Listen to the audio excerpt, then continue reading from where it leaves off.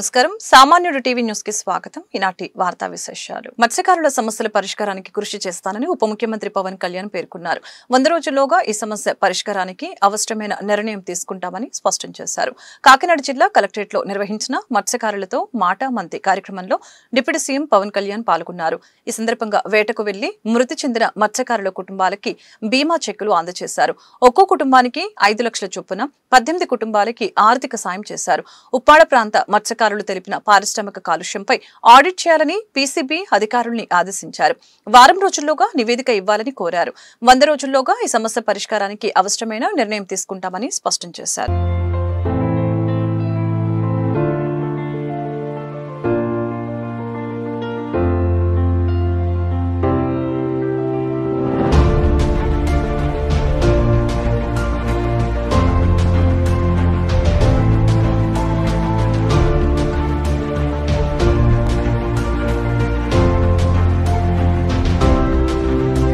రాష్ట్రంలో నకిలీ మద్యం తయారీని నియంత్రించేందుకు కట్టుదిట్టమైన చర్యలు తీసుకుంటున్నామని మంత్రి కొల్లు రవీంద్ర వెల్లడించారు ఈ మేరకు గురువారం ఏపీ సచివాలయంలో నిర్వహించిన మీడియా సమావేశంలో ఆయన మాట్లాడుతూ నకిలీ మద్యం నివారణకు ఎక్సైజ్ శాఖలోని ఎన్ఫోర్స్మెంట్ విభాగం సమర్థవంతంగా పనిచేస్తుందని స్పష్టం చేశారు నవోదయం కింద ఇప్పటికే 21 జిల్లాలను సారారహిత జిల్లాలుగా చేయడం జరిగిందని వివరించారు అక్రమ మద్యం నియంత్రణపై ఇప్పటికే ముఖ్యమంత్రి వర్యులు స్పష్టమైన ఆదేశాలు జారీ చేపట్టారని ఎట్టి పరిస్థితుల్లోనూ రాష్ట్రంలో అక్రమ మద్యం నివారణకు కట్టుదిట్టమైన చర్యలు తీసుకుంటున్నట్లు మంత్రి రవీంద్ర పునరుద్ఘాటించారు కూటమి ప్రభుత్వం వచ్చాక ఎన్ఫోర్స్మెంట్ ని మరింత కట్టుదిట్టం చేయడం జరిగిందని దాంతో రాష్ట్ర సరిహద్దు చెక్ పోస్టుల పనితీరు బాగా మెరుగుపడిందని అన్నారు అదేవిధంగా రాష్ట్రంలో 5 ప్రాంతాల్లో ల్యాబ్లను ఏర్పాటు చేసి అవసరమైన తనిఖీలు చేసి నాణ్యమైన మద్యం సరఫరాకు తగిన చర్యలు చేపట్టినట్లు తెలిపారు కొడాలి శ్రీనివాస్ అనే అతను తెనాలి టౌన్ అతను కూడా దీంట్లో ఇన్వాల్వ్ అయ్యాడు అలాగే కొన్ని షాప్స్ కూడా ఆంధ్ర వైన్స్ అని రాక్ స్టార్ వైన్స్ అని ఈ 2 షాపులకి ఇక్కడ నుంచి సప్లై వెళ్తున్నట్లుగా తెలిసింది వెంటనే అక్కడ కూడా ఇమీడియట్గా షాప్స్ అన్నింటి కూడా సీజ్ చేయడం జరిగింది దీంట్లో ప్రాథమికంగా కొంతమంది జయచంద్రారెడ్డి అని తంబళ్ళపల్లి కాన్స్టిట్యున్సీకి సంబంధించినటువంటి జయచంద్రారెడ్డి కూడా ఉన్నాడని తెలిసింది అట్లాగే దీనికి లింక్ అయ్యి మన ఇబ్రహీంపట్నం కూడా ఎవరైతే ఇప్పుడు జనార్దన్ ఉన్నాడో జనార్దన్కి సంబంధించి ఎన్టీఆర్ జిల్లా ఇబ్రహీంపట్నంలో కూడా అతనికి సంబంధించి షాపులు ఉన్నాయని చెప్పి వాటిని కూడా రైడ్ చేయడం జరిగింది రైడ్ చేసి వాళ్ళ బ్రదర్ అద్దేపల్లి జగన్మోహన్ రావు అదుపులో తీసుకోవడం జరిగింది అట్లాగే అక్కడికే ఏఎన్ఆర్ బార్ ఒకటి ఇబ్రహీంపట్నం బార్ అండ్ రెస్టారెంట్ ఉంది అది అద్దేపల్లి జనార్దన్ రావు పేరు మీద ఉంది షాపు బార్ అట్లాగే ఇంకొక వైన్ షాప్ కూడా దీంతో లింక్ అయిందని చెప్పి దాని మీద కూడా యాక్షన్ తీసుకోవడం జరిగింది ఇక్కడ కూడా వెనక ఒక షాప్లో ఇక్కడ కూడా కొంత ఈ స్పిరిట్ తెచ్చి కొంత బ్లెండ్ చేస్తున్నారనే సమాచారంతో అక్కడ కూడా రైడ్ చేశారు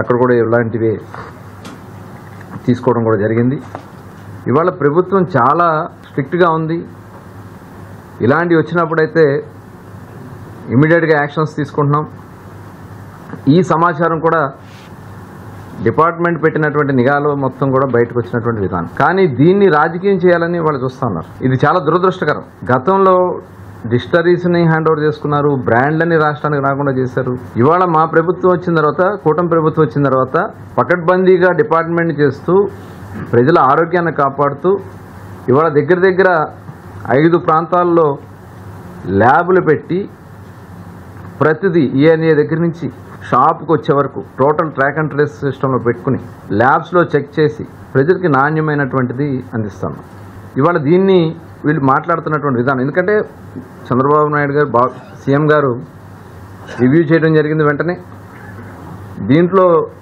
ఎవరు ఇన్వాల్వ్ అయినా సీరియస్గా ఉండమని చెప్పడం జరిగింది దాని మీద మేము చాలా పకడ్బందీగా చేస్తున్నాం ఇందులో జయచంద్రారెడ్డి తెలుగుదేశం పార్టీకి సంబంధించి ఉన్నాడని చెప్పి తెలిసిన ఇమీడియట్గా సస్పెండ్ చేయడం జరిగింది పార్టీ నుంచి సస్పెండ్ చేశాం ఇంకా ఎవరన్నా ఉన్నా సరే డిపార్ట్మెంట్ నిర్లక్ష్యం ఉన్నా సరే ఎందుకంటే అధికారులు కూడా ఎప్పటికప్పుడు నిఘా పెట్టాల్సినటువంటి అవసరం వైద్య కళాశాలల నిర్మాణం విషయంలో జగన్ భారీగా అవినీతికి పాల్పడ్డారని ఒక్కో కాలేజీ కోసం 100 కోట్ల రూపాయల వరకు లంచంగా తీసుకున్నారని వైద్యారోగ్య శాఖ మంత్రి సత్యకుమార్ ఆరోపించారు కమిషన్ల వ్యవహారం బయటకు వస్తుందనే భయంతోనే ఇప్పుడు వైద్య కళాశాలల పర్యటనల పేరిట ప్రజలను తప్పుదోవ పట్టించే ప్రయత్నం చేస్తున్నారని మండిపడ్డారు అభివృద్ధిని అడ్డుకునేందుకు జగన్ అనేక కుట్రలు చేస్తున్నారని న్యాయస్థానంలో పిటిషన్లు వేయించిన సందర్భాలు ఎన్నో ఉన్నాయని చెప్పారు పేద ప్రజలకు మంచి చేయాలనే పీపీపీ విధానంలో వైద్య కళాశాలలు నిర్మించాలని కూటమి ప్రభుత్వం నిర్ణయించిందని అన్నారు.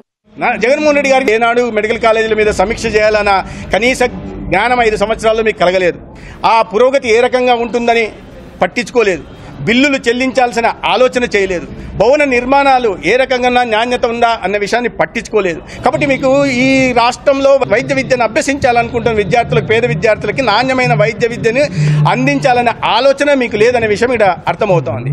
ఇంకో మాట, అక్కడ దాకా వెళ్ళారు కాబట్టి ఉత్తరాంధ్రలో వెళ్ళి గతంలో ఆ రకంగా చేయడం మొదలుపెట్టారు. లాగి పెడితే మళ్ళీ ఇక్కడ వచ్చి పడ్డారు. సరే పక్కన పెట్టేస్తే 17 కళాశాలలు కట్టాను అంటుంటారు. ఎక్కడ కట్టారో మనకు తెలియదు. కళల్లో కట్టుకున్నారేమో తెలియదు, కళల సౌదాలను నిర్మించుకున్నారేమో మాకు తెలియదు. అది పక్కన పెట్టేస్తే అక్కడ భూమి సేకరణ కూడా చేయలేదు, టెండర్లు కూడా పిలవలేదు. కాస్త కిందికి వచ్చి అక్కడి నుంచి నర్సీపట్నం నుంచి రిటర్న్లో వస్తున్నప్పుడు అదే కారులో బై రోడ్డు అదే 1000 మందిని కాపాల్స్తే దండయాత్రగా తీసుకెళ్లి పాలకొల్లుకి వెళ్తే పాలకొల్లులో కూడా పునాదులు మాత్రమే కనిపిస్తాయి. మరి పునాదులు నిర్మించిన చోట మెడికల్ కళాశాల సాధ్యం ఎలా అవుతుందో, బోధన ఎలా సాధ్యం అవుతుందో చెప్పాల్సిన అవసరం ఉంది.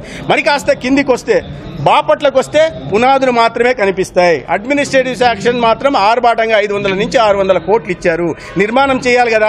దీన్ని అన్ని బట్టి చూస్తుంటే ఎన్ఎంసీ నామ్స్ ప్రకారం ఒక 420 పడకల ఆసుపత్రిని నిర్మించాలంటే 325 కోట్లు అవసరం అవుతుంది అనేది అంచనా. దాని ప్రకారం సరే 400 కోట్లు వేసుకోవచ్చు. కానీ 500 కోట్ల నుంచి 600 కోట్లు వేశారంటే ఇప్పుడు జగన్మోహన్ రెడ్డి గారు ఆ అడ్మినిస్ట్రేటివ్ శాంక్షన్ ని 500 నుంచి 600 కోట్లు వేసి 17 కళాశాలల మీద నిర్మిస్తానని చెప్పి ఆ గుత్తేదారుల దగ్గర నుంచి కమిషన్లు తీసుకున్నారు. కాబట్టి ఆ కమిషన్లు మళ్ళీ తిరిగి చెల్లించమని ఆ గుత్తేదారులు ఒత్తిడి చేస్తున్నారు. కాబట్టి ఇప్పుడు దిక్కుదోచక నేను రద్దు చేస్తాను, ఎవరిని రానివ్వను, నేను కమిషన్లు మళ్ళీ మీకు ఎన్నిక ఇవ్వలేను. ఒక్కొక్క కళాశాలలో ఈ లెక్క చొప్పున 100 కోట్లు జగన్మోహన్ రెడ్డి గారు కమిషన్ తీసుకున్నట్టు. ఈ వైద్య విద్యను అందించాల్సిన చోట కూడా రాజీబడి కమిషన్లకు పెద్దపీట వేయడం కారణంగా ఇవాళ భవంతుల నిర్మాణం జరగలేదని నేను స్పష్టంగా చెప్తున్నా. లేకుంటే 400 కోట్లు లోపల ఖర్చు కావాల్సింది 600 కోట్లకి అడ్మినిస్ట్రేటివ్ శాంక్షన్ వేశారంటే దాన్ని బట్టి అర్థం చేసుకోవాల్సింది. ఎక్కడన్నా వేరే భూములు కొన్నారా అంటే ప్రభుత్వ భూములే ఇవ్వడం జరిగింది. కమిషన్ల కోసం చేసిన ఇది బయట పడిపోతుందనే ఉద్దేశంతో ఇవాళ అవాస్తవాల్ని, అసత్యాల్ని ప్రచారం చేస్తూ గందరగోళ పరిస్థితులను చేసుకుంటూ తన జేబుల్లోకి అవగాహన లేమితో జగన్ చేసిన పనుల్ని సరిదిద్దుతున్నామని మంత్రి పయ్యావుల కేశవ్ చెప్పారు. రాష్ట్రంలో మెడికల్ కళాశాలన్నీ ప్రైవేటీకరణ చేయడం లేదని స్పష్టం చేశారు.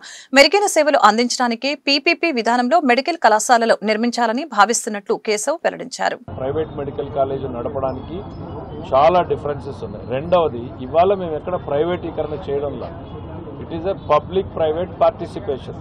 సామాన్యుడికి మరింత మెరుగైన సేవలు దొరుకుతున్నాయి. ఒక్క సీటు కూడా వాళ్ళు అదనంగా పే చేయట్లేదు. ₹1 ఎక్స్ట్రా ఖర్చు పెట్టినప్పుడు ఎవరి మీద భారం పడుతుంది? మెరుగైన సేవలు వాళ్ళకి అందే రకంగా ఇవాళ నిర్ణయాలు తీసుకోవడం జరుగుతూ ఉంది. జగన్మోహన్ రెడ్డి గారి అవగాహన రాహిత్యంతో చేసినటువంటి నిర్ణయాల్ని సరిదిద్దేటువంటి బాధ్యత ఈరోజు ప్రభుత్వం మీద ఉంది. మేము అక్కడ రాజకీయాల కోణంలో చూడడంలా, ఈ రాష్ట్ర ప్రజల సంక్షేమం కోసం కట్టుబడినటువంటి ప్రభుత్వం చంద్రబాబు నాయుడు గారి ప్రభుత్వం. ప్రజలకి ఏది మంచో, ఏది మేలో, ఏది అవసరమో, ఏది సమంజసమో ఆ నిర్ణయమే తీసుకుంటాం తప్ప దీంట్లో ఎక్కడా కూడా ఇతర ఆలోచనలు ఉండవు. కష్టమైనా సరే ఇవాళ కొన్ని నిర్ణయాలు తీసుకుంటున్నామంటే that is the best interest of the people. Cheap politics నుంచి జగన్మోహన్ రెడ్డి గారు గెయిన్ అయ్యేది ఏముండదు. ఏదో భ్రమించాలని చూస్తున్నారు. ప్రజా సంక్షేమం కోసం, ప్రజల అవసరం కోసం మెడికల్ కాలేజీలది పీపీపీ మోడ్ అనేటువంటిది సరైనటువంటి నిర్ణయం. చేసిన తప్పుల్ని సరిదిద్దుతా ఉంటే ఏదో జరిగిపోయిందని భ్రమించేటువంటి ప్రయత్నం చేయడం అనేటువంటిది సరైనటువంటి. ఉప ముఖ్యమంత్రి పవన్ కళ్యాణ్ ఉప్పాడలో జరిగిన బహిరంగ సభలో మత్స్యకారుల సమస్యలపై స్పందిస్తూ వారికి అండగా ఉంటానని తెలిపారు. పరిశ్రమల నుంచి వస్తున్న కాలుష్యం కారణంగా మత్స్యకారులు పడుతున్న తీవ్ర ఇబ్బందులపై ఆయన చర్చించారు. 7,193 కుటుంబాలు చేపల వేటపై ఆధారపడి జీవిస్తున్నాయని, వారి ప్రతి కష్టంలో తాను తోడుగా ఉంటానని హామీ ఇచ్చారు.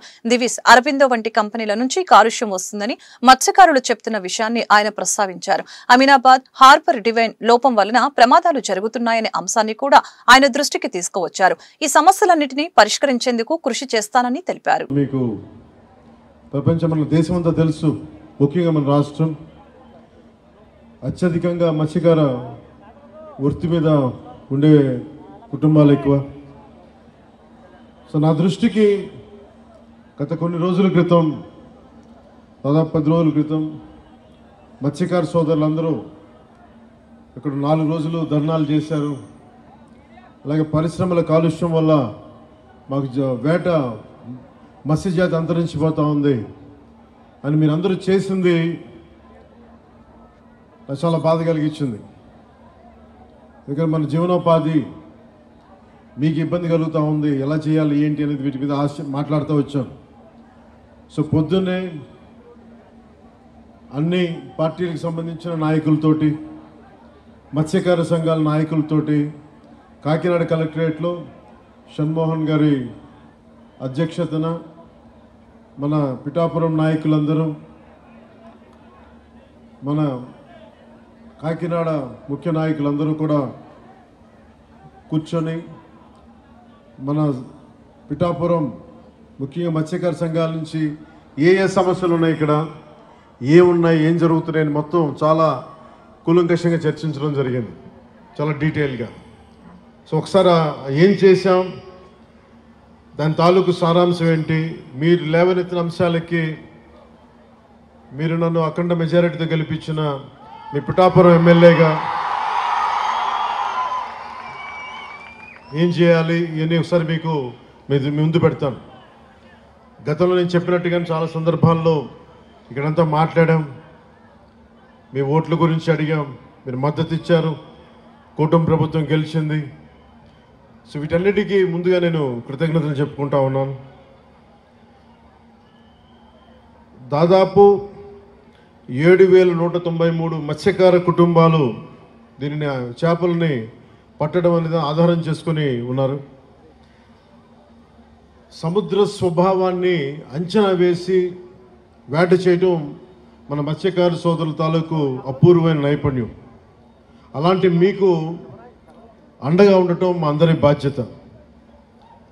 కూటమి ప్రభుత్వం మత్స్యకారుల భరోసా కింద వేట నిషేధ సమయంలో 20,000 భృతిని అందించింది. మీ ప్రతి కష్టంలో నేను ఉన్నాను అని చెప్పడానికి. గుంటూరు పశ్చిమ నియోజకవర్గం పరిధిలో ప్రగతి శరవేగంగా కొనసాగుతుందని ఎమ్మెల్యే గల్లా మాధవి స్పష్టం చేశారు. ప్రజా సంక్షేమం, అభివృద్ధికి పెద్దపీట వేస్తున్నామని తెలిపారు. అభివృద్ధి పనుల్లో నాణ్యత ప్రమాణాలు పాటించిన కాంట్రాక్టర్లని బ్లాక్ లిస్టులో పెడతామని హెచ్చరించారు. గురువారం స్థానిక 25వ డివిజన్లోని జోసెఫ్ నగర్, లక్ష్మీనగర్లో 2.5 కోట్లతో చేపట్టిన పలు అభివృద్ధి పనులకి గుంటూరు నగర మేయర్ కోవెలముడి రవీంద్రతో కలిసి ఎమ్మెల్యే గల్లా మాధవి శంకుస్థాపన చేశారు. ఈ సందర్భంగా ఎమ్మెల్యే మీడియాతో మాట్లాడుతూ 25వ డివిజన్లో 10 కోట్ల మేర అభివృద్ధి పనులు కొనసాగుతున్నాయని పేర్కొన్నారు. దీర్ఘకాలికంగా పెండింగ్ లో ఉన్న త్రాగునీటి సమస్యను పరిష్కరించామని అన్నారు. ఈ కార్యక్రమంలో 25వ డివిజన్ అధ్యక్షులు గ్యాలం వెంకటేశ్వర్లు, జనసేన పార్టీ అధ్యక్షులు సంజయ్, బీజేపీ నేత అప్పిశెట్టి రంగారావు తదితరులు పాల్గొన్నారు. ఈ రోజు 25వ డివిజన్ లో జోసెఫ్ నగర్ లో ఉన్నాము. జోసెఫ్ నగర్, లక్ష్మీ నగర్ ఈరోజు శంకుస్థాపన చేసుకొని డ్రైన్లకి, రోడ్లకి శంకుస్థాపన చేసుకోవడం జరుగుతుంది. దాదాపుగా 1,30,00,000 రూపాయల వర్క్స్ కి ఈరోజు శంకుస్థాపన చేసుకుంటున్నాము. ఈ 25వ డివిజన్ అంటేనే ఊరికి శివారుగా, అంటే ఈ కాన్స్టిట్యున్సీకి శివారుగా ఉంటూ ఎవ్వరూ పట్టించుకునే పరిస్థితిలో ఉండింది. ఎక్కడ కూడా రోడ్స్, డ్రైన్స్ లేని పరిస్థితిగా ఉంది. మరి లక్ష్మీనగర్ ఏరియాలో ప్రధానంగా ఎప్పటి నుంచో వాటర్ సమస్య అనేది ఉంది, మురికి నీళ్ళు వస్తూ ఉన్నాయి. దాన్ని ఈరోజు కంప్లీట్గా పైప్ లైన్ వేసుకొని, డ్రైన్స్ వేసుకొని, రోడ్స్ వేసుకోవడానికి శంకుస్థాపన చేసుకోవడం జరిగింది. దాదాపు ఈ ఒక్క డివిజన్లోనే 10 నుంచి 15 కోట్ల రూపాయల వర్క్స్ కూటమి ప్రభుత్వం ఏర్పడిన తర్వాత జరగడం అనేది చాలా గొప్ప విషయము. కూటమి ప్రభుత్వం ఎప్పుడూ ఇటు అభివృద్ధికి, సంక్షేమానికి కట్టుబడి ఉంది. కాబట్టి ఎప్పుడు కూడా నిరంతరం అభివృద్ధితో ముందుకు వెళ్తా ఉన్నాము. మేమందరం కూడా సమస్యల మీద పోరాడుతున్నాము. మరి నిన్నటి దాకా ఈ వర్షాల వల్ల కూడా కాస్త పనులు అనేవి డిలే అవుతా ఉన్నాయి. చాలా శంకుస్థాపన చేసుకోవడం జరిగింది.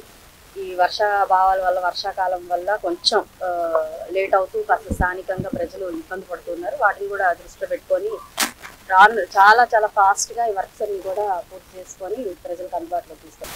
ఈరోజు 25వ డివిజన్ శ్రీ లక్ష్మీనగర్లో ఒక సీసీ డ్రైన్లు, సీసీ రోడ్డుకి శంకుస్థాపన చేసుకోవడం జరిగింది. గౌరవ ఎమ్మెల్యే గారు గల్లా మాధవి గారు, అట్లాగే మన నగర మేయర్ కోవెలముడి రవీంద్ర నాని గారు కూడా ఇద్దరు వచ్చి శంకుస్థాపన చేయడం జరిగింది. అట్లాగే పట్టణసిటీ వెంకటేశ్వర నగర్లో కూడా 80 లక్షలతోటి సీసీ డ్రైన్ రోడ్లు కూడా శంకుస్థాపన చేసుకోవడం జరిగింది. ఈరోజు చాలా సంతోషంగా ఉంది. ఎందుకంటే 25వ డివిజన్లో ఎమ్మెల్యే గారు కానీ, నాని గారు కానీ, ఎంపీ గారు కానీ అందరూ సహాయ సహకారాలతోటి, ఎమ్మెల్యే గారు అయితే ముఖ్యంగా ఎమ్మెల్యే గారు అయితే 25వ డివిజన్ ఏ ఫైల్ పంపించినా రిటర్న్ పంపించకుండా ఇది బాగా మురికి ఏరియా, బాగా వెనకబడ్డ ఏరియాలో, డెవలప్ కాని ఏరియాలో బాగా మిగిలిపోయింది. గత 30 సంవత్సరాల నుంచి అరాకొరగా పట్టించుకున్న తప్పితే ఎవరు కూడా అంత ఇంట్రెస్ట్గా పట్టించుకొని డెవలప్ చేసింది లేదు. ఇదే జోసఫ్ కాలనీలో కనుక వర్షం వస్తే మొత్తం మునిగిపోయే పరిస్థితి, పడవలేసుకొని తిరిగిన పరిస్థితి మన ఫ్లడ్ వచ్చినప్పుడు. అలాంటి దగ్గర కూడా గతంలో కూడా ఒక 9 కోట్లు పెట్టి వర్క్ జరిగింది. ఇవాళ కూడా మిగిలిన వర్క్ కూడా శంకుస్థాపన చేయడం జరిగింది. ఈ సందర్భంగా నేను ఎమ్మెల్యే గారికి మేయర్ గారికి మనస్ఫూర్తిగా ఈరోజు కూటమి ప్రభుత్వం వచ్చిన తర్వాత ప్రతి ఏరియా ప్రతి జిల్లాలో కూడా ప్రతి కాలనీలో కూడా పండుగ వాతావరణం నెలకొని ఉంది. ఎందుకంటే గత 30 సంవత్సరాలుగా నోచుకున్నటువంటి ప్రధానమైనటువంటి సీసీ రోడ్లు కానివ్వండి, కల్వర్ట్లు కానివ్వండి, మంచినీటి పైప్ లైన్లు కానివ్వండి, ఎప్పటి నుంచి 30 సంవత్సరాలు మరుగుపడినటువంటి వాటిని ప్రధాన సమస్యల్ని ఎక్కడైతే మా పశ్చిమ నియోజకవర్గం ఎమ్మెల్యే గారు అయినటువంటి గల్లా మాధవ్ గారు ఆధ్వర్యంలో, అలాగే మేయర్ గారు నాని గారు ఎంపీ గారి ఆధ్వర్యంలో ప్రతి ఒక్క సమస్యని వారి దగ్గర తీసుకెళ్ళగా, అదేవిధంగా ముఖ్యంగా మా 25 డివిజన్లో ప్రధానంగా ఈ మురికివాడలో అయినటువంటి జోసఫ్ నగరి కానీ, నేతాజీ నగర్లో కానీ లోతట్టు ప్రాంతాలు ఇవన్నీ గత 30 సంవత్సరాలుగా చిన్నపాటి వర్షానికే. గుంటూరు ప్రాడిపేటలోని డీసీబీ బ్యాంకు బ్రాంచ్ ని లక్ష్మీపురం మెయిన్ రోడ్లోని బేకర్ ఫండ్ సమీపంలో మార్చారు. గురువారం ఈ ప్రారంభోత్సవ కార్యక్రమంలో ఎండోమెంట్స్ రెవెన్యూ శాఖ principal secretary Jawahar, DCB bank senior regional head Lakshminarayana పాల్గొన్నారు. ఈ సందర్భంగా వారు మీడియాతో మాట్లాడుతూ కస్టమర్లకు డీసీబీ బ్యాంకు నాణ్యమైన సేవలు అందిస్తుందని వివరించారు. మారుతున్న కాలానికి అనుకూలంగా ఇంటర్నెట్ బ్యాంకింగ్ సేవలు అందుబాటులోకి వచ్చాయని చెప్పారు. ఖాతాదారులు ఇంటి దగ్గర నుంచి బ్యాంకింగ్ సేవలు పొందవచ్చని చెప్పారు. ఈ కార్యక్రమంలో బ్యాంక్ సర్కిల్ హెడ్ ఇస్మాయిల్ తదితరులు పాల్గొన్నారు.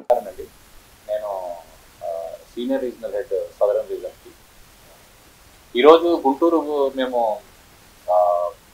బ్రాడీపేటలో ఉండే బ్రాంచ్ 2016లో ఓపెన్ చేస్తాము. సో ఆ బ్రాంచ్ని 9 ఇయర్స్ నుంచి బాగా గ్రో అవడంతో ఈరోజు ఆ బ్రాంచ్ని మేము లక్ష్మీపురానికి న్యూ బ్రాంచ్కి షిఫ్ట్ చేశాము. సో లక్ష్మీపురం మీకు తెలియదు లేదు, ఇక్కడ చాలా హై పొటెన్షియల్ లొకేషన్. సో కస్టమర్లు లాస్ట్ 9 ఇయర్స్ నుంచి మాకు గుంటూరు ప్రజలందరూ కూడా బాగా సహకరించడంతో మా బిజినెస్ చాలా అభివృద్ధి చెందింది. దానివల్ల మేము ఇంకా నెక్స్ట్ ఇంకా బిగ్గర్ బ్రాంచ్కి వెళ్ళాలనే ఒక ఆలోచనతో మేము కొత్త బ్రాంచ్ ఓపెన్ చేయడం జరిగింది. సో ఈ డీసీబీ బ్యాంక్ జనరల్గా మెయిన్గా మేము ఫోకస్ చేసేది యాక్చువల్గా retail SME loans, retail deposits, okay, and ఈ గోల్డ్ లోన్స్. సో ఇందాక ఈరోజు Hari Jawaharlal garu principal secretary endowments government of Andhra Pradesh, ఆయన మా చీఫ్ గెస్ట్. ఆయన ఇందాక ఈ ప్రారంభోత్సవానికి ఇచ్చేశారు. ఆయన మొత్తం అన్ని డిపార్ట్మెంట్లతోనూ ఆయన చేత ఇనాగ్రేషన్ చేయడం జరిగింది. సో ఆయన కూడా ఆయన బ్లెస్సింగ్స్ చెప్పారు. ఆయన చెప్పిన పాయింట్ చాలా కస్టమర్స్ కూడా ఇందాక మాతో మాట్లాడడం జరిగింది. ఇప్పుడున్న బ్యాంకింగ్ ఇష్యూస్, బ్యాంకింగ్ దేంట్లో కస్టమర్ సర్వీస్ అనేది చాలా important. Okay, so DCB bank చాలా కస్టమర్ సర్వీస్లో చాలా ముందడుగుంటుంది. సో ఇంకా బాగా మంచి కస్టమర్ సర్వీస్ ఇచ్చి ఇప్పుడు ఈ శాఖ ఏదైతే ఉందో గుంటూరు శాఖ, లక్ష్మీపురం శాఖని ఇంకా అభివృద్ధి చెందాలని, అలాగే మా ఇస్మాయిల్ ఇక్కడ ఆంధ్రప్రదేశ్కి సర్కిల్ హెడ్, ఓకే, శ్రీనివాస్ గారు ఇక్కడ ఇన్స్టిట్యూషన్ బ్యాంకింగ్ చేస్తారు ఆంధ్రప్రదేశ్కి. సో ఈ బ్రాంచ్ ఇంకా విత్ హెల్ప్ ఆఫ్ గుంటూరు పబ్లిక్తో ఇంకా ముందుకు వెళ్ళాలని కోరుకుంటున్నాను. చిత్తూరు జిల్లాలో వైసీపీ నేతలు అంబేద్కర్ విగ్రహానికి నిప్పు పెట్టడాన్ని నిరసిస్తూ గురువారం తెలుగు తమ్ముళ్లు గుంటూరు లాడ్జ్ సెంటర్లోని అంబేద్కర్ విగ్రహానికి పాలాభిషేకం చేశారు. ఈ సందర్భంగా ఆంధ్రప్రదేశ్ లిట్ క్యాప్ చైర్మన్ పిల్లి మాణిక్యరావు మీడియాతో మాట్లాడారు. కూటమి పాలన చూసి ఓర్వలేక జగన్మోహన్ రెడ్డి రాష్ట్రంలో అలజడులు సృష్టించేందుకు కుట్రలు పన్నుతున్నారని ఆరోపించారు. ఇందులో భాగంగానే డాక్టర్ బిఆర్ అంబేద్కర్ ని ఎంచుకోవడం చాలా దారుణమని ఆక్షేపించారు. చిత్తూరు జిల్లాలో అంబేద్కర్ విగ్రహానికి వైసీపీ సర్పంచ్ నిప్పు పెట్టిన సంగతి గుర్తు చేశారు. దీనిపై అలజడి సృష్టించేందుకు ఆ ప్రాంత వైసీపీ అగ్రనాయకులు కుట్ర పన్నారని ఆరోపించారు. ఈ కుట్రను పోలీసులు సమర్థవంతంగా భగ్నం చేశారని చెప్పారు. ఇలాంటి కుట్రలు జగన్మోహన్ రెడ్డికి వెన్నతో పెట్టిన విద్యాని, అధికారం కోసం సొంత బాబాయిని చంపిన చరిత్ర జగన్దని ధ్వజమెత్తారు. ఇలాంటి కుట్రలు ఈ ప్రభుత్వం ముందు చెల్లవని హెచ్చరించారు. జగన్మోహన్ రెడ్డి మారకపోతే జైలుకు వెళ్లటం తథ్యమని చెప్పారు. కార్యక్రమంలో కూటమి నాయకులు పాల్గొన్నారు. ప్రదేశ్లో జగన్మోహన్ రెడ్డి అరాచకాలతోటి రాజకీయం చేయాలని చెప్పేసి ప్రయత్నిస్తూ ఉన్నాడు. 2019కి ముందు జగన్మోహన్ రెడ్డి యొక్క మనస్తత్వం తెలియక, జగన్మోహన్ రెడ్డి చేసేటువంటి పనులు తెలియక రాష్ట్ర ప్రజలు నమ్మి ఓట్లేసి అధికారంలోకి తీసుకొచ్చారు. ఆ రోజు కూడా జగన్మోహన్ రెడ్డి అధికారంలోకి రావటానికి సొంత బాబాయిని అత్యంత క్రూరంగా చంపటానికి ప్రణాళికలు సిద్ధం చేసి వాళ్ళ సొంత తమ్ముడు అవినాష్ రెడ్డితోటి కొంతమంది గోండాల్ని పురమాయించి అత్యంత కిరాతకంగా చంపి ఆ చంపబడినటువంటి వివేకానంద రెడ్డి మర్డర్ని నారావారి రక్త చరిత్ర అని చెప్పేసి వాళ్ళ పేపర్లో రాసి వాళ్ళ టీవీల్లో ప్రచారం చేసి చూసారా మా బాబాయిని ఏ విధంగా దారుణంగా చంపేశారు, చూసారా మా బాబాయిని ఏ విధంగా నరికారు, చూసారా మా బాబాయిని ఏ విధంగా కబోర్డుకేసి గుద్దారో, కాబట్టి నాకు అధికారం ఇవ్వండి అని చెప్పేసి ప్రచారం చేసుకొని అధికారంలోకి వచ్చినటువంటి సంగతి మనం చూసాం. 4 ఏళ్ళు అధికారంలో ఉన్న 5 ఏళ్ళు అధికారంలో ఉన్నాడు. అధికారంలో ఉన్నంత కాలం కూడా విధ్వంసం, దళితుల్ని చంపటం, బీసీలు గొంతు కొయ్యటం, మహిళల్ని రేప్ చేయటం, ఇన్ని రకాల దారుణాలు చేసినటువంటి వైసీపీ వాళ్ళని కాపాడుకోవటం 5 ఏళ్ల పాటు అదే జరిగింది. ప్రజలన్నీ గమనించారు. జగన్మోహన్ రెడ్డి నువ్వు పనికిరావు పరిపాలనకి, నీకు రాజ్యాంగం మీద గౌరవం లేదు, పరిపాలన అంటే కుదరదు, కాబట్టి నువ్వు ఆగని చెప్పేసి అతన్ని ఆపి కూటమికి దాదాపు 164 సీట్లు ఇచ్చి అధికారం ఇచ్చిన తర్వాత కూటమి బ్రహ్మాండంగా పరిపాలిస్తూ ఉంది. ఇచ్చినటువంటి పథకాలు హామీలు ఏవైతే ఉన్నాయో అన్నీ కూడా 15 నెలలు నిండక ముందే హామీలన్నింటినీ కూడా అమలు చేశాం. సూపర్ 6 కింద ఇచ్చినటువంటి అన్ని హామీలు కూడా నెరవేర్చేటువంటి పరిస్థితి ఉంది. రాష్ట్రానికి మంచి గౌరవం గుర్తింపు వచ్చింది. ఇది ఓర్చుకోలేకపోతా ఉన్నాడు జగన్మోహన్ రెడ్డి. వాళ్ళ చేత ఎవరైతే వైసీపీకి సంబంధించినటువంటి వాళ్ళు ఉన్నారో వాళ్ళందరి చేత రాష్ట్రంలో ఏదో ఒక అలజడి చేయాలని చూస్తూ ఉన్నాడు. దానికోసం ప్రణాళికలు సిద్ధం చేసుకొని ఎక్కడో ఒక చోట ఏదో ఒక అలజడి చేయాలనే ప్రయత్నం చేస్తూ ఉన్నారు. ముఖ్యంగా ఈరోజు గుంటూరు నడిబొడ్డులో డాక్టర్ బిఆర్ అంబేద్కర్ గారి సాక్షిగా కూటమి నాయకులు ఎవరైతే ఉన్నారో, ప్రజా సంఘ నాయకులు ఎవరైతే ఉన్నారో వాళ్ళందరూ గుంటూరు జిల్లా కొల్లిపర మండలంలో తాళం వేసిన ఇళ్లను లూటీ చేయడమే పనిగా పెట్టుకున్నారు ఆ దంపతులు. సుమారు 13 చోరీ కేసుల్లో భార్యాభర్తలిద్దరు కూడా నిందితులు. కొల్లిపర గ్రామానికి చెందిన కటారి వెంకటేశ్వర్లు భార్య తేజ నాగమణి సొంత ఊర్లోనే తిరుగుతూ దొంగతనాలకి తెగబడుతున్నారు. తోములూరు గ్రామానికి చెందిన మధుసూదన్ రావు ఫిర్యాదు మేరకు కొల్లిపర పోలీసులు చాకచక్యంగా ఆలుమగల్ని అరెస్టు చేశారు. నిందితుల నుంచి 13 కేసులకు సంబంధించి 20 లక్షల విలువైన బంగారం, నగదు, 2 వీలర్ టీవీని పోలీసులు స్వాధీనం చేసుకున్నారు. గురువారం గుంటూరు జిల్లా ఎస్పీ కార్యాలయంలో ఏర్పాటు చేసిన మీడియా సమావేశంలో నిందితుల్ని చోరీకి గురైన సొత్తును ఎస్పీ వకుల్ జిందాల్ హాజరుపరిచారు. ఈ చోరీలకు సంబంధించిన వివరాలను ఎస్పీ వెల్లడించారు. కొల్లిపార పోలీస్ స్టేషన్ లిమిట్స్ లో తుములూరు గ్రామంలో 2 అక్టోబర్ రోజున అరౌండ్ 1 వీక్ క్రితం ఒక కంప్లైంట్ వచ్చింది. ఒక ఇంట్లో మాధురి మధుసూదన్ రావు అనే ఆయన ఇంట్లో ఒక హౌస్ బ్రేకింగ్ జరిగింది, దొంగతనం జరిగింది. ఆ కంప్లైంట్ తీసుకొని ఎఫ్ఐఆర్ రిజిస్టర్ చేయడం జరిగింది. ఆ ఎఫ్ఐఆర్లో investigation Tenali rural inspector take up చేయడం జరిగింది. ఆ ఇన్వెస్టిగేషన్ చేస్తే దాంట్లో సీసీటీవీ ఫుటేజ్, అదేవిధంగా అదర్ టెక్నికల్ ఎవిడెన్స్, దాన్ని బట్టి ఇన్వెస్టిగేట్ చేస్తే 2 ముద్దాయిలను అరెస్ట్ చేయడం జరిగింది. కటారి వెంకటేశ్వర్లు అండ్ కటారి తేజ నాగమణి, 2 భార్యాభర్తలు కొల్లిపారాలోనే ఉంటారు. సో వీళ్ళిద్దరి మీద ఇంతకుముందు ఎటువంటి క్రైమ్స్ లేవు.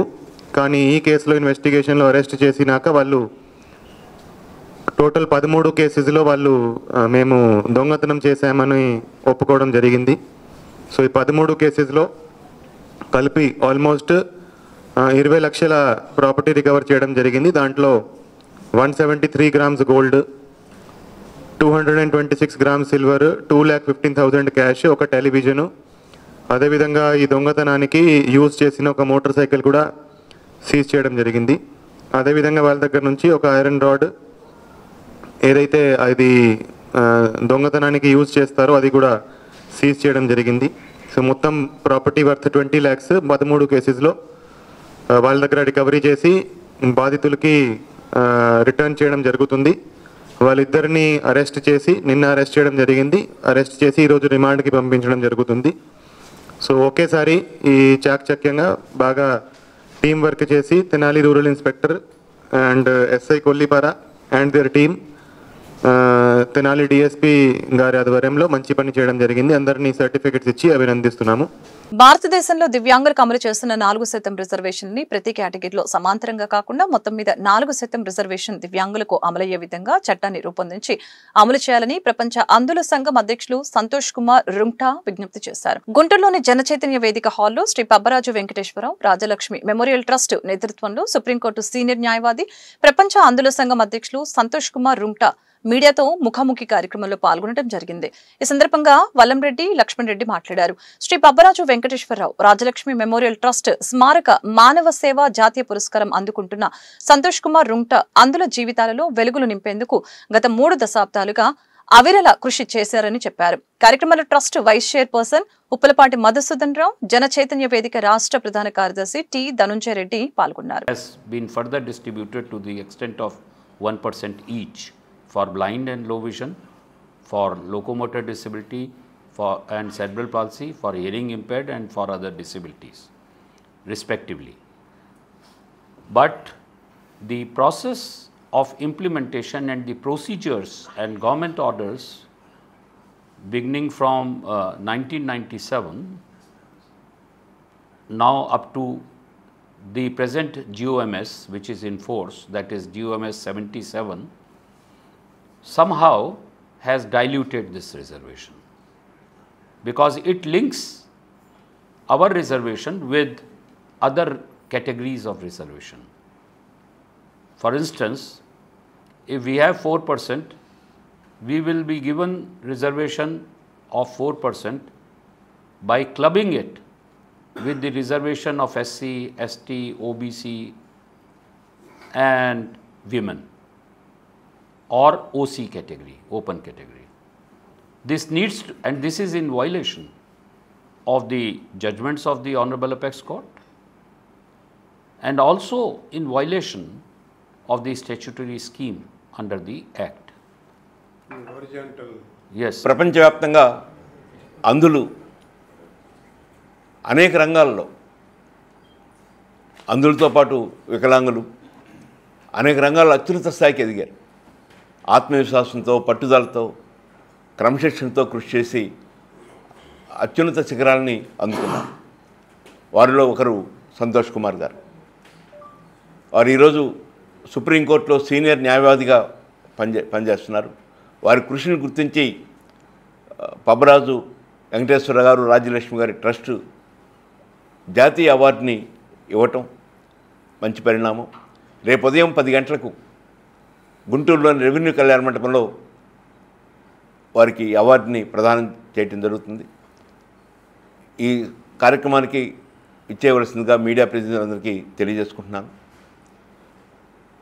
వారు చెప్పిన ప్రధాన అంశం వారికి అందించిన 4% రిజర్వేషన్ని ఎలాంటి ఇబ్బందులు లేకుండా కొనసాగించాలని, మరొక వైపున టెక్నాలజీ అభివృద్ధి కాని పరిస్థితుల్లో అంధులందరికీ మంచి కంప్యూటర్లు, సాఫ్ట్వేరు, హార్డ్వేరు ఇవన్నీ ఇవ్వలేని పరిస్థితుల్లో ఈరోజు టెక్నాలజీని ఉపయోగించి మీరే ఎగ్జామ్ రాయండి, మీకు ఎవరు సహాయకులు అవసరం లేదు అని చెప్పటం అంటే అంధుల్ని ఉద్యోగ అవకాశాల నుంచి దూరం. గుంటూరు రూరల్ మండలం రెడ్డిపాలెంలోని చెరువు కట్టపై ఉన్న ఎస్టీ కాలనీపై కొందరు కన్నేసి ఆ కాలనీని ఆక్రమించేసుకోవాలని చూస్తున్నారని స్థానికులు ఆందోళన వ్యక్తం చేస్తారు. తాము గత 40 సంవత్సరాలుగా ఈ ప్రాంతంలోనే ఉంటున్నామని చెప్పారు. రోడ్లు, వీధి లైట్లు ఏర్పాటు చేసుకుని ఇల్లు ట్యాక్స్ మున్సిపాలిటీకి చెల్లిస్తూ 50 కుటుంబాలు జీవిస్తున్నాయని చెప్పారు. తమకు ఎక్కడ ఇల్లు కానీ స్థలం కానీ లేవని పని చేసుకుని జీవనం కొనసాగిస్తున్నామని తెలిపారు. మా ఇళ్లకు వెనకవైపు వారి స్థలం ఉండటం చేత తమను ఖాళీ చేయిస్తే ఆ స్థలానికి రేటు పలుకుతుందనే ఉద్దేశంతో తమను రోజు వేధిస్తున్నారని చెప్పారు. తమను ఖాళీ చేయించి అక్కడ నిర్మాణం చేపట్టాలనే ఉద్దేశంతో మున్సిపాలిటీ వారిని అడ్డుపెట్టుకుని నోటీసులు ఇప్పించి ఇల్లు ఖాళీ చేయించాలని తమపై ఒత్తిడి తెస్తున్నారని చెప్పారు. ఈ విషయంపై స్థానిక ఎమ్మెల్యేని కలిసి వివరించినట్లు తెలియజేశారు. ఎమ్మెల్యే తమ పట్ల సానుకూలంగా ఉన్నారని తెలిపారు. టౌన్ ప్లానింగ్ వారు కావాలనే వారితో చేతులు కలిపి నోటీసులు ఇచ్చారని అన్నారు. ఈ విషయాన్ని నగర కమిషనర్ దృష్టికి తీసుకువెళ్తామని అన్నారు. ఎట్టి పరిస్థితుల్లో తమ ఇల్లు ఖాళీ చేసే వెళ్లే ప్రసక్తే లేదని చెప్పారు. తమ పరిస్థితి ఎరిగిన కొందరు గ్రామ పెద్దలు తమ బాధను ఆలకించి మద్దతుగా నిలిచారని తెలిపారు. ఇది 48వ డివిజన్ రెడ్డిపాలెంలో ఇది ఎస్టీ కాలనీ. గత 50 సంవత్సరాల నుంచి ఇక్కడ నిరుపేదలు ఎస్టీలు ఇక్కడ కుటుంబం కాపురంలో ఉంటున్నారు. వేరే వాళ్ళకి ఏ ప్రాబ్లమ్స్ వచ్చినాయో తెలియదు. వాళ్ళు రేషన్ స్థలంలో మాకు మీరు ఇల్లు అడ్డంగా ఉన్నాయి, ఇల్లు ఖాళీ చేసి మీరు ఎక్కడి నుంచి వెళ్ళిపోవాలని చెప్పి వీళ్ళని గత 5-6 సంవత్సరాల నుంచి బాగా బెదిరిస్తున్నారు. గొడవలు జరుగుతున్నాయి, వీళ్ళని ఎగబడి కొట్టారు. దీన్ని వీళ్ళ ఎస్సీ యాక్ట్ కేసులు కూడా ఉన్నాయి వీళ్ళ మీద. వీళ్ళు ఎమ్మెల్యే గారికి రావడం జరిగిందండి. ఎమ్మెల్యే బూర్ల రామారావు గారు వీళ్ళందరూ పిలిపించి మాట్లాడి, నేను అసెంబ్లీ సెషన్లు జరుగుతున్నాయి, అసెంబ్లీ సెషన్లు అయిపోయిన తర్వాత వాళ్ళందరినీ పిలిపించి మీతో మాట్లాడి మీ సమస్య పరిష్కరిస్తామని చెప్పి వాళ్ళకి మాట ఇవ్వడం జరిగింది. అందులో భాగంగా సార్ చెప్పాడు. సార్ మాట కోసం వీళ్ళు ఎదురు చూస్తూ ఉన్నారు. గత మొన్న నుంచి వీళ్ళని ఇంకా దౌర్జన్యం చేస్తూ నోటీసులు పంపిస్తూ మీరు ఇక్కడి నుంచి 3 రోజులు వెళ్ళిపోవాలి, లేకపోతే జేసీబీలు పెట్టించి తొక్కిచ్చేస్తాం, మిమ్మల్ని ఇబ్బంది పడతామని చెప్పి బాగా బజ చేస్తున్నారు. అందుకని వీళ్ళు ఇక్కడి నుంచి ఎవరు వెళ్ళడానికి కూడా సిద్ధంగా లేరండి. గత 30 సంవత్సరాల నుంచి వీళ్ళు చలనాలు కడుతున్నారు, పన్నులు కడుతున్నారు. అందరూ ఇక్కడ నివసిస్తున్నారండి. వీళ్ళైతే వెళ్ళడానికి సిద్ధంగా లేరు. ఎమ్మెల్యే గారు అందరికి న్యాయం చేస్తా అన్నాడు, కమిషనర్ గారు, ఎంపీ గారు అందరూ. వీళ్ళకి న్యాయం చేసి ఇక్కడికి అందరికి న్యాయం చేయాలని మేము కోరుకుంటున్నామండి. వీళ్ళకి న్యాయం జరిగిన దాకా మేము ఇక్కడి నుంచి కదలం, ఎంత దూరం వెళ్తాం, ఏమైనా చేయడానికి సిద్ధంగా ఉన్నాం. ఇక్కడికి చేతము కోడలనండి. నేను వచ్చి కూడా ఇక్కడికి వచ్చి పెళ్లి చేసుకుని వచ్చి 30 సంవత్సరాలు అవుతుంది. ఏంది ఇప్పుడు ఖాళీ చేయమంటున్నారు. మేము ఏడు కావాలని మాకే అర్థం కావట్లేదు అసలు. మాకు పిటిషన్ ఇచ్చింది కూడా బొల్లేశ్వరరావు గారు, జాలే గారు, నాగరాజు గారు మాకు ఇచ్చింది. ఏంది వాళ్ళ పేర్లో ఉండేదాన్ని మరి మాకంటే చదువులు రావు, చదివించుకున్న వాళ్ళు కూడా మేము చదివించుకున్నాం. ఏంది మేము ఏడు కావాలి అసలు? ఇన్ని సంవత్సరాల నుంచి ఉన్నాం మేము ఇక్కడ. కనీసం వెనకాల కూడా మాకు ఏం కూడా లేవు అసలు. మాకు చోట్లకు కూడా దారి లేవు. ఒక్క పట్టా భూమి కోసం వాళ్ళు మమ్మల్ని ఖాళీ చేసేయాలమంటున్నారు. ఇల్లు ఉండే మా ఇక్కడ, ఇల్లు ఉండే ఏడు బావాలి మేమందరం, ఏడు బావాలి. కనీసం నీళ్లు కూడా మా ఇళ్ళకి మలిపించారు. అయినా కానీ పురుగు బుట్ట దోమ మొత్తం వస్తుండే గానీ కనీసం అంతే ఉన్నాం మేము. కనీసం ఒక్కరి దగ్గర కూడా పాటల. మొన్న వెళ్తే మేము కూర్చోబెట్టి మాట్లాడతామన్నారు. ఇంతవరకు వాళ్ళు సమాధానం చెప్పింది కూడా లేదు మాకు. ఏడు బావాలండి మేము? చెప్పండి, మీరు చెప్పండి. ఏడు వెళ్ళాలి? వాళ్ళు 2-3 ప్లాట్ల కోసం మా ఇల్లు ఖాళీ చేసి వెళ్ళాలా మేము? తమటం విజయ్ కుమార్ నా పేరు. 50 సంవత్సరాల నుంచి మేము ఇక్కడ ఉంటున్నాము. ఇంటి పన్ను కూడా 20 రూపాయలు 10 రూపాయల కంచి కూడా కడుతున్నాము. ఇది అన్యాయంగా అక్రమంగా 3 వ్యక్తులు, బొల్లేశ్వరరావు, జాలయ్య, మరి ఇంకో నాగరాజు, ఈ 3 వ్యక్తులు కూడా మా మీద దాడి చేస్తున్నారు. ఒక్క 200 గజమే అండి వాళ్ళది పట్టా భూమి. వాళ్ళ 200 గజం కోసం మా ఇల్లు మొత్తం లేపేసేసి వాళ్ళు రోడ్డు వేసుకోవాలని మా మీద దాడి చేస్తున్నారు. మేము లేనప్పుడు మా ఇల్లు గోడలు పడేసి వాళ్ళు ఇళ్లలో పాపలను రోడ్డు మీదకి లాగేశారు. మేము ఎటు పోతానికి కూడా మాకు దారి లేదు. మేము ఏ రోజు 300 తెచ్చుకుంటే ఆ రోజు మేము తినాలి. ఈ రోజు పనికి వెళ్తేనే మాకు గడిచిద్దండి. మేము దయచేసి మీ ప్రభుత్వం మాకు, మీ గవర్నమెంట్ మాకు న్యాయం చేయాలి. అది మేమైతే ఇక్కడ నుంచి మేము ఎటు వెళ్ళలేము. వెళ్ళాలంటే పరిష్కారం ఏంటంటే మా ఇంట్లో మేము పెట్రోల్ పోసుకొని అగ్గిబల్ల తీసుకొని తగలు పెట్టుకోవటమేనండి. మీకు వీలైనంత మటు మాకు సాయం చేయాలి. మేము ఇక్కడ నుంచి ఎటు వెళ్ళం. ప్రభుత్వం మాకు సాయం చేయాలి. అదే అండి, వాళ్ళ 3 మీద మీరు చర్య తీసుకోవాలండి. మా మీద పద్దాకు నిద్ర లేకుండా చిన్న పిల్లలు బాలింతలు పెట్టుకొని నీళ్లు వాగొచ్చినా కూడా మేము ఏడే ఉన్నాను. మేము ఎటు పోవటానికి మాకు దారి లేదు. ఈ వార్తలు ఇంతటితో సమాప్తం. మరొక బులెటిన్ మళ్ళీ కలుద్దాం. నమస్కారం.